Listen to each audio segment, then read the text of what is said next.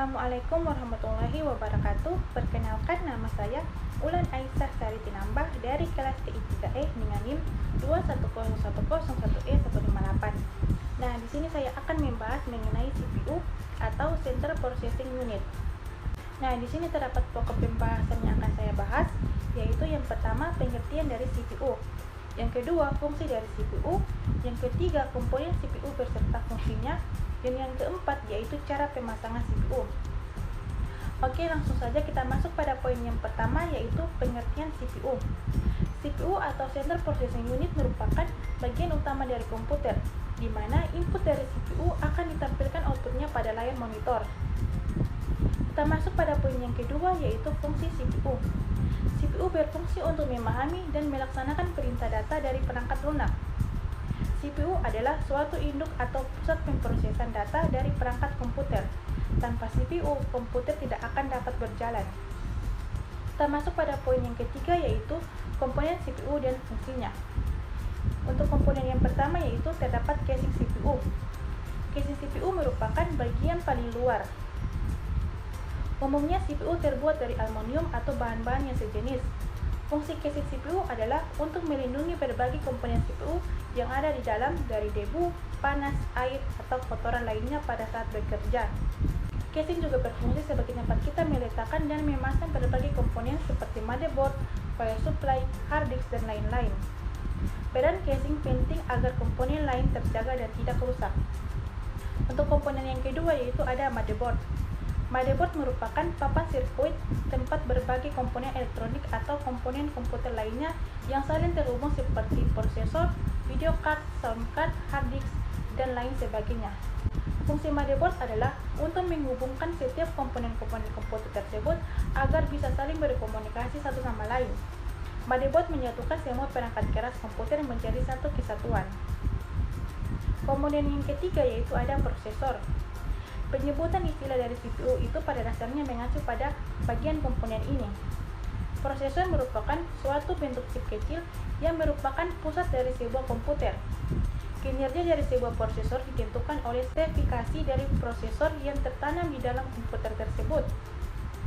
Prosesor memiliki fungsi untuk mengontrol keseluruhan jalannya sebuah sistem komputer. Fungsi yang keempat yaitu ada RAM atau Random Access Memory. Kinerja RAM sangat berpengaruh pada performa komputer secara keseluruhan, terutama untuk keperluan multitasking atau melakukan beberapa aktivitas secara bersamaan. Fungsi RAM adalah untuk menyimpan data sementara dari suatu aplikasi yang bisa dijalankan secara acak. Setiap aplikasi dalam sistem komputer akan langsung berjalan dan juga beroperasi menggunakan RAM. Jadi, kapasitas RAM sangatlah penting, terutama untuk keperluan multitasking dan juga penggunaan aplikasi yang berat seperti game. Kita masuk pada komponen yang kelima yaitu hard disk.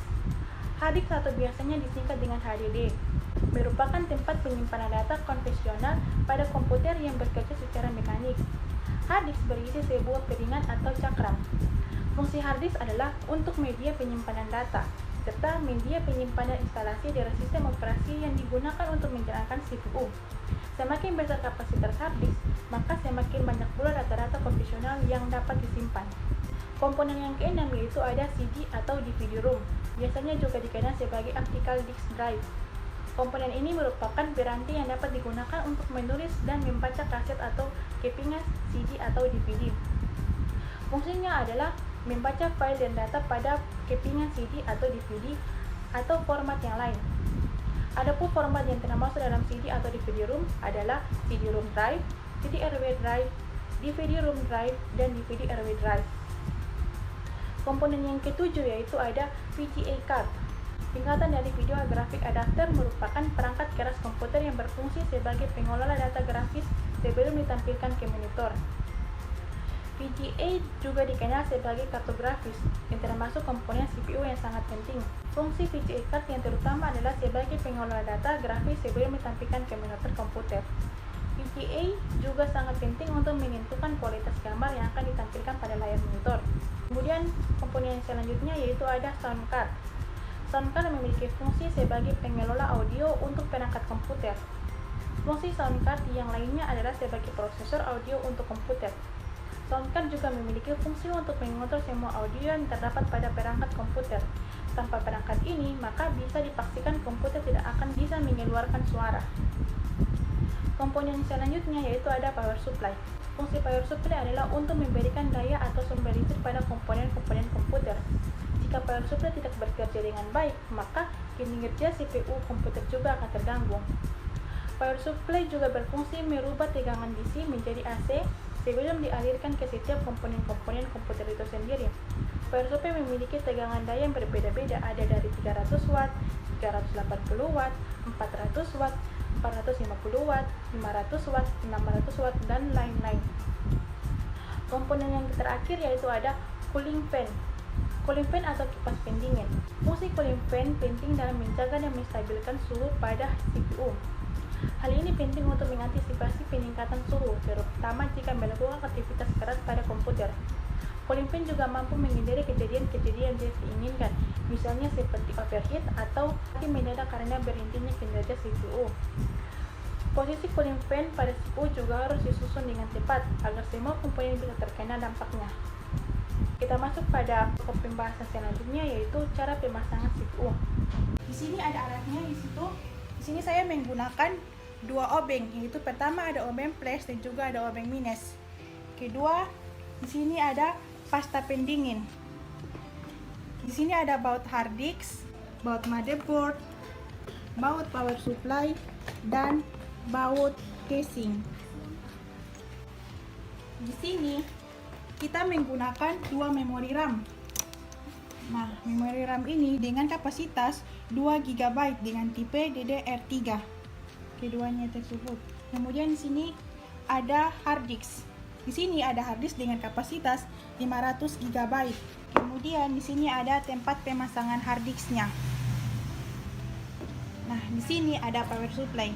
Nah, kita menggunakan power supply dengan tipe Simbada. Di sini ada komponen terpenting untuk merakit yaitu ada motherboard. Nah, di sini kita menggunakan motherboard mode Asus dengan tipe 24 pin SATA. Kemudian di sini ada heatsink atau kipas pendingin. Dan di sini ada prosesor Intel Core 3. Dan di sini ada kabel SATA, satu untuk hard disk dan satunya untuk CD-ROM. Monitor, ada keyboard, ada mouse, dan ada casing. Kemudian kita masuk ke langkah selanjutnya yaitu langkah-langkah untuk merakit.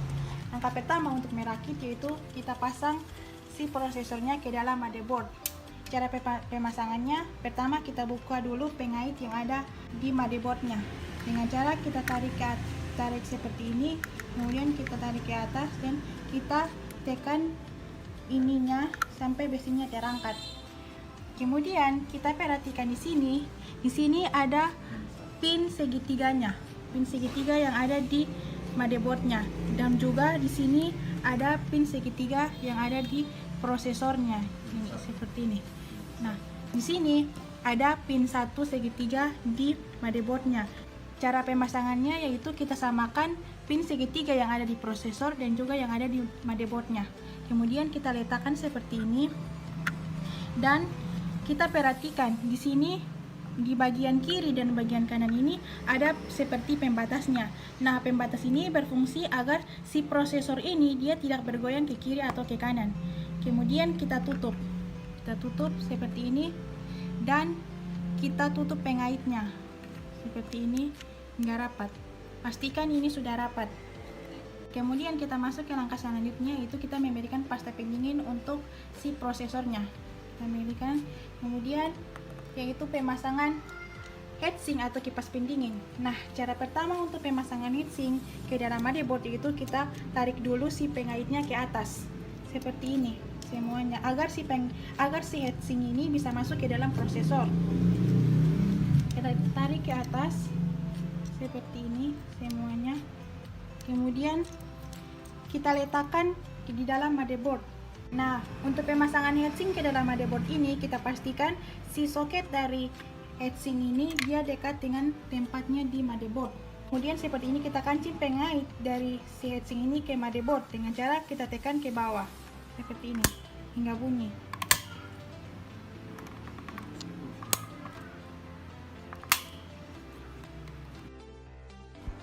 dan kita putar menggunakan obeng yang ujungnya minus.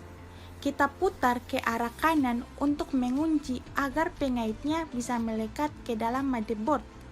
Kita kunci semuanya agar kipas prosesor ini bisa kuat di motherboard. Setelah pemasangan heatsink ini, pastikan heatsinknya sudah terapat pas dengan si motherboardnya ya, seperti ini. Selanjutnya kita masuk ke langkah selanjutnya, yaitu pemasangan soket heatsink ke dalam motherboard, yaitu dengan cara kita masukkan si soketnya seperti ini dan kita tekan ke bawah hingga rapat seperti ini. Selanjutnya pemasangan memori RAM. Di sini kita menggunakan dua memori RAM dengan kapasitas 2 GB dengan tipe DDR3. Nah, untuk pemasangan memori RAM ini kita perhatikan pembatas yang ada di memori RAM-nya dan juga yang ada di si motherboard-nya. Untuk cara pemasangannya, pertama kita buka dulu pengait memori RAM ini yang ada di motherboard-nya dengan cara seperti ini. Kita buka pembatasnya, kemudian kita masukkan memori RAM ini ke dalam motherboard dengan cara kita perhatikan pembatasnya tadi itu tersebut. Kemudian kita masukkan, kita letakkan seperti ini dan kita tekan di ujung kiri dan ujung kanan, sehingga si pengait di ujung kiri dan ujung kanan ini dia akan menjepit secara otomatis RAM tersebut. Kita tekan dengan cara kita tekan ke bawah seperti ini. Ya, dia sudah menjepit secara otomatis. Kemudian kita masukkan memori RAM yang kedua dengan cara yang sama.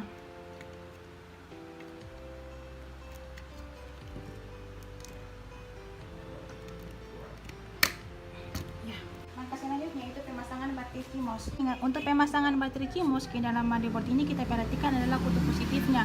Untuk kutub positifnya selalu berada di sebelah atas. Kemudian kita pasang seperti ini. Langkah selanjutnya itu pemasangan power supply ke dalam casing. Karena power supply merupakan komponen terbesar yang berada di dalam komputer. Kita masukkan power supply ke dalam casing seperti ini dan kita dorong keluar seperti ini. Ya, seperti ini. Kemudian kita akan kuatkan atau kita kencangkan dengan menggunakan baut. Sini tempat letak bautnya. Ini bautnya. Letakkan.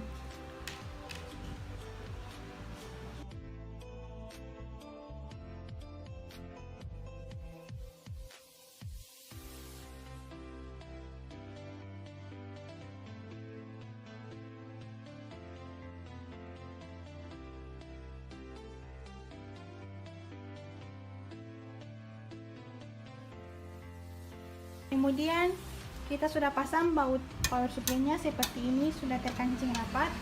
Kemudian kita masuk ke langkah selanjutnya, yaitu pemasangan back panel ke dalam casing. Lalu sebelum kita masukkan back panel ke dalam casing, kita samakan dulu sesuai dengan motherboard-nya seperti ini.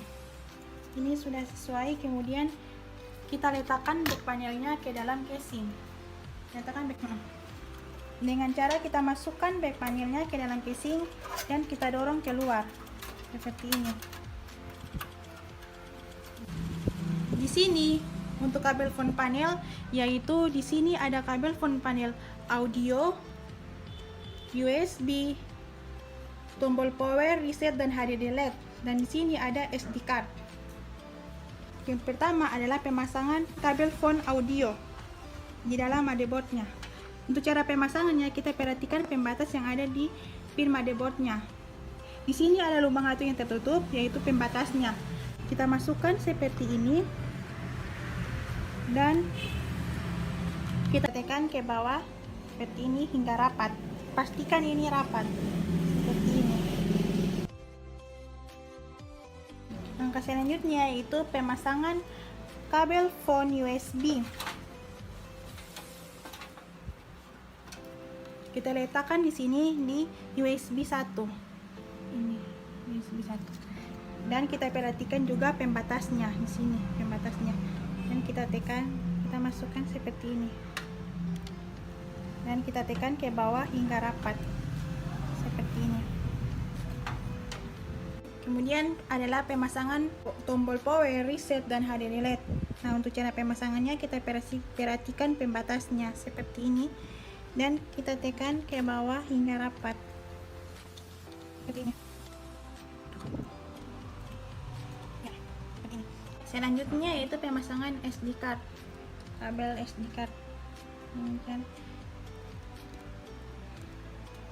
Dah seperti ini.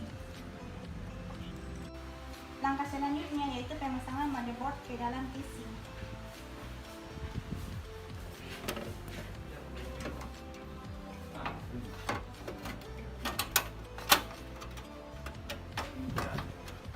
Pemasangan motherboard ke dalam casing seperti ini kita samakan dengan letak baut dari si motherboard dan casingnya.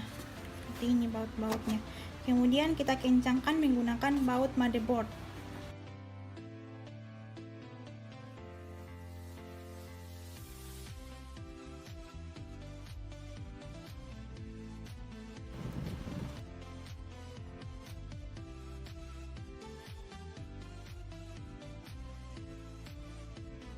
Selanjutnya ada pemasangan harddisk ke dalam tempat harddisk ini. Itu dengan cara kita masukkan seperti ini dan kita kancing atau kita kuatkan dengan menggunakan baut pada harddisk. Seperti ini. Letakkan bautnya.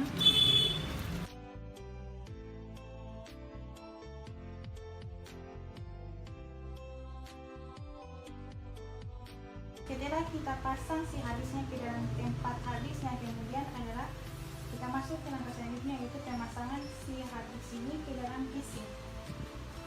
Itu dengan cara kita letakkan seperti ini, pemasangan si harddisk dalam casing kita letakkan seperti ini sesuai dengan di sini ada baut untuk tempat harddisknya.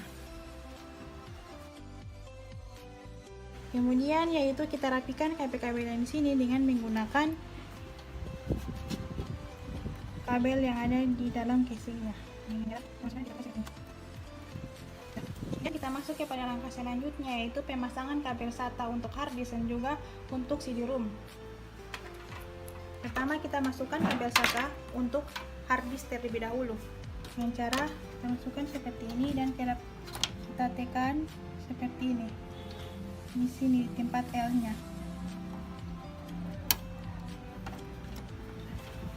Dan kita cok pada SIM motherboardnya. Kabel SATA untuk CD-ROM.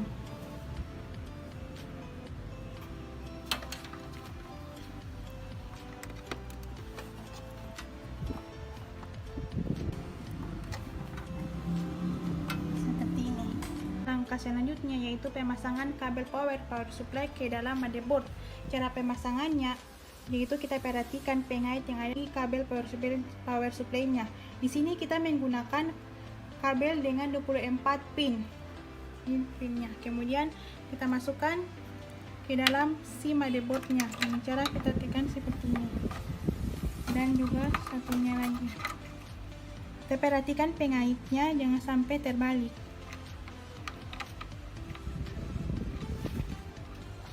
Seperti ini.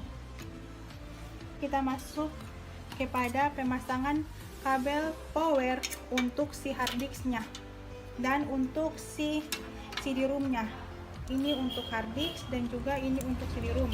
Dengan cara kita pasangkan di sini di tempat harddisk-nya. Kabel power harddisk seperti ini. Ini tempat untuk kabel harddisk dan juga ini tempat untuk kabel power harddisk. Dan ini kita masukkan di dalam kabel powernya, ini kita masukkan ke dalam CD-ROM-nya. Ini.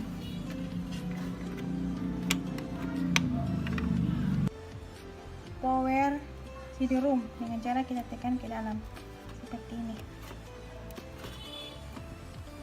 Ya. Langkah selanjutnya yaitu kita merapikan kabel-kabel di dalam casing. Cara kita ikat menggunakan kabel T dan kita tarik seperti ini. Ya, sudah seperti ini. Langkah selanjutnya yaitu pemasangan penutup casing seperti ini. Ini yang terang.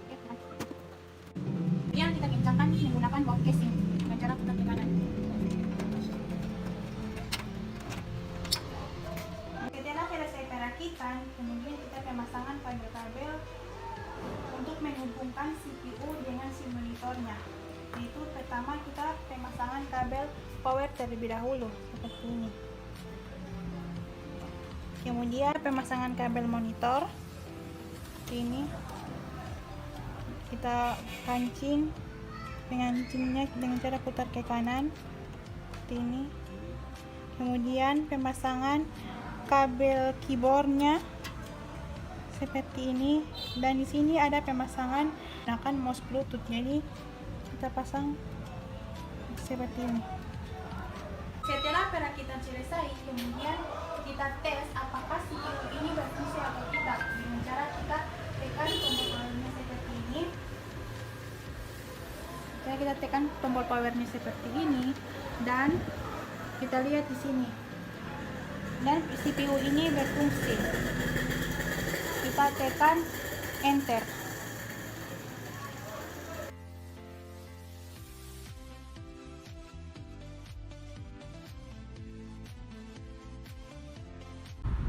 Oke, sekian presentasi dari saya. Wassalamualaikum warahmatullahi wabarakatuh.